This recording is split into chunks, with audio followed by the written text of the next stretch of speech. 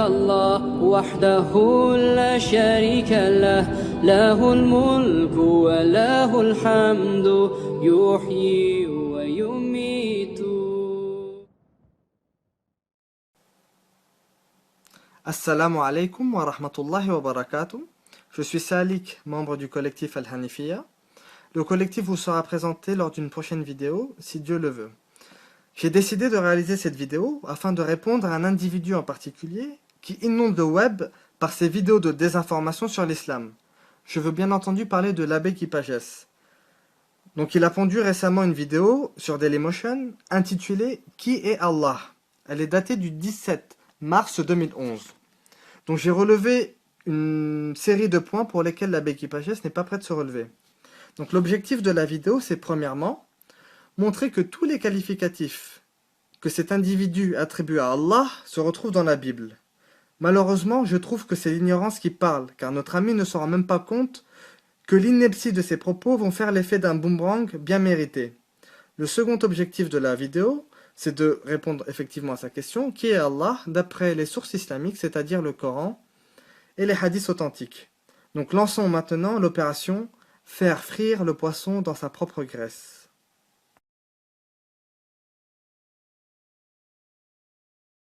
Jésus-Christ est Dieu. Jésus-Christ est Dieu. Jésus-Christ est Dieu.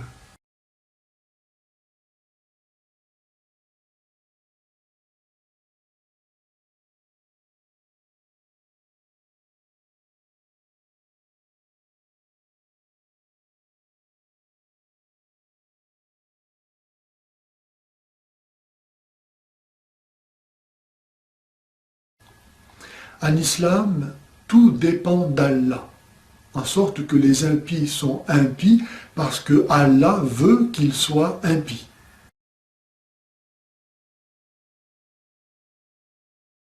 L'épître de Paul aux Romains, chapitre 9. Ainsi il fait miséricorde à qui il veut et il endurcit qui il veut. Ainsi il fait miséricorde à qui il veut et il endurcit qui il veut. L'Exode, chapitre 4. L'Éternel dit à Moïse, « En partant pour retourner en Égypte, vois tous les prodiges que je mets en ta main. Tu les feras devant Pharaon, et moi j'endurcirai son cœur, et il ne laissera point aller le peuple. » Le Deutéronome, chapitre 2.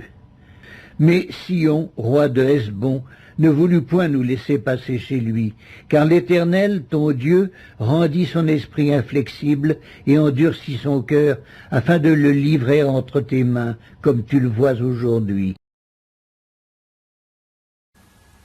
Le vrai Dieu, lui, n'a pas fait d'impies. L'Exode, chapitre 7. Et moi, j'endurcirai le cœur de Pharaon, et je multiplierai mes signes et mes miracles dans le pays d'Égypte. Ésaïe, chapitre 63. Pourquoi, ô Éternel, nous fais-tu errer loin de tes voies et endurcis-tu notre cœur contre ta crainte? Reviens pour l'amour de tes serviteurs, des tribus de ton héritage. Ainsi nous lisons, « Tuez les polythéistes partout où vous les trouverez. » Le premier livre de Samuel, chapitre 15. Ainsi parle l'Éternel des armées. Je me souviens de ce qu'Amalek fit à Israël lorsqu'il lui ferma le chemin à sa sortie d'Égypte.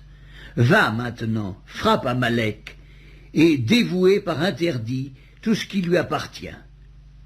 Tu ne l'épargneras point et tu feras mourir hommes et femmes, enfants et nourrissons, bœufs et brebis, chameaux et ânes. Le Deutéronome, chapitre 20. Quand tu t'approcheras d'une ville pour l'attaquer, tu lui offriras la paix. Si elle accepte la paix et t'ouvre ses portes, tout le peuple qui s'y trouvera te sera tributaire et asservi. Si elle n'accepte pas la paix avec toi et qu'elle veuille te faire la guerre, alors tu l'assiégeras. Et après que l'Éternel ton Dieu l'aura livré entre tes mains, Tu en feras passer tous les mâles au fil de l'épée. Mais tu prendras pour toi les femmes, les enfants, le bétail, tout ce qui sera dans la ville, tout son butin, et tu mangeras les dépouilles de tes ennemis que l'Éternel, ton Dieu, t'aura livrés. C'est ainsi que tu agiras à l'égard de toutes les villes qui sont très éloignées de toi, qui ne font point partie des villes de ces nations-ci.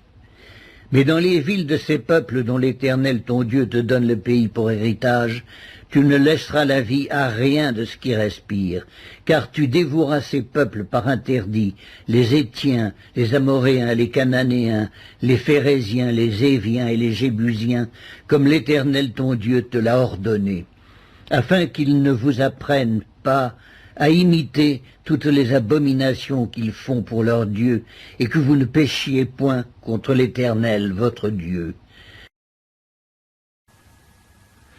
Quel sens cela a-t-il que Dieu crée des hommes pour commander à d'autres de les tuer?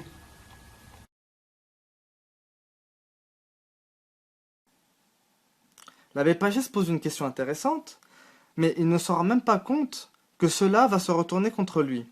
Donc nous venons de voir les versets bibliques dans lesquels l'Éternel, ou Jésus d'après la compréhension de l'abbé Pagès, a ordonné aux enfants d'Israël le massacre, poussant même l'horreur jusqu'à l'extermination totale des nourrissons et des animaux qui pourtant n'ont strictement rien fait. Donc je vous propose maintenant, chères auditrices, auditeurs, de regarder un commentaire juif de ce passage. Donc les chrétiens pourront rétorquer que les juifs ne savent pas interpréter les Écritures. Mais coupons court à ces élucubrations parce qu'ils contredirait les enseignements de Jésus selon l'évangile de Matthieu, chapitre 23, versets 1 à 3, que je vais vous citer selon la traduction de la Bible de Jérusalem. Donc c'est une traduction catholique, d'accord? C'est la mouvance à laquelle adhère l'abbé Pagès. Donc nous lisons ceci. Alors Jésus s'adressa aux foules et à ses disciples en disant, ouvrez les guillemets, sur la chair de Moïse se sont assis les scribes et les pharisiens. Donc notez bien, sur la chair de Moïse se sont assis les scribes et les pharisiens. Faites donc et observez tout ce qu'ils pourront vous dire, mais ne vous réglez pas sur leurs actes, car ils disent et ne font pas. Donc, on le voit, Jésus commande à ses disciples de suivre les instructions des pharisiens parce qu'ils sont les connaisseurs de la loi mosaïque. D'accord? Donc, revenons maintenant au livre, d'accord? Donc, le livre que je vous présente, donc, il s'intitule « Le livre des 613 commandements », écrit par Robert Samuel, c'est un commentaire juif. Donc, nous allons regarder à la page 356 de ce livre-là, et au point numéro 423 qui concerne l'extermination des 7 peuples. Nous lisons ceci. Alors, petit a, il nous est ordonné d'exterminer par le glaive les 7 peuples qui occupaient la terre promise avant notre conquête. Il s'agit de ceux expressément désignés par la Torah, donc Deutéronome chapitre 7 versets 1 et 2. Cet ordre est répété au chapitre 20 verset 17. Donc les Juifs ont parfaitement compris leur parole. Donc la parole qui leur a été adressée, donc la Torah, où Dieu leur commande l'extermination de 7 peuples. C'est clair et net. On continue. La raison de cette mitzvah, c'est que ces peuples, avant tous les autres, ont pratiqué le culte des idoles, avec tous les rites inhumains qui s'y rattachaient. Il nous est donc ordonné de les faire disparaître, afin que leur souvenir ne subsiste plus. En exécutant fidèlement cet ordre, le peuple d'Israël ne risque pas de les imiter dans leur culte idolâtre. Il n'y a pas lieu de se demander pourquoi ces peuples-là ont été créés, alors que Dieu exigera par la suite de les exterminer. En effet, nous savons que le choix est donné à tout homme de faire le bien ou le mal, que le Créateur lui laisse toute liberté de décider. C'est donc que ces peuples ont de propos délibérés choisi la voie de la perversion, alors qu'ils auraient pu, eux aussi, choisir celle du devoir du bien. Donc là, notre auteur juif nous explique, d'accord, que ces peuples ont été destinés à la perversion, ils avaient le choix, mais ils ont préféré la perversion, donc ils ont été destinés au massacre. D'accord, on continue. Donc c'est pour une raison analogue que Dieu nous ordonnera de détruire la descendance d'Amalek, d'en effacer la mémoire de dessous le ciel. Ajoutons que ces peuples ont pu avoir à l'origine une conduite plus morale, et que c'est en fonction de cette période de leur évolution que Dieu les avait créés. Le Talmud ne dit-il pas qu'un des grands maîtres de la Mishnah descendait d'Aman l'Amalekite? Le Créateur devait donc avoir de bonnes raisons pour faire naître tant d'êtres humains, dont finalement un seul devra se comporter comme un homme. Charmant commentaire, donc ça c'est pour l'abbé Pagès. Donc on voit bien, les Juifs ont été très clairs. Certains peuples ont été créés pour se faire exterminer par les enfants d'Israël, tel que le commande la Bible, qui est la parole de Dieu pour l'abbé Pagès. Donc tout ce que notre individu a dit, on va se retourne contre lui finalement.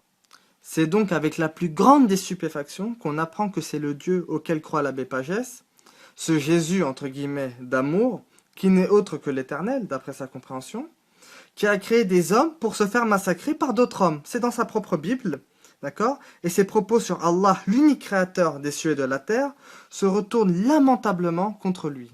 Passons au point suivant.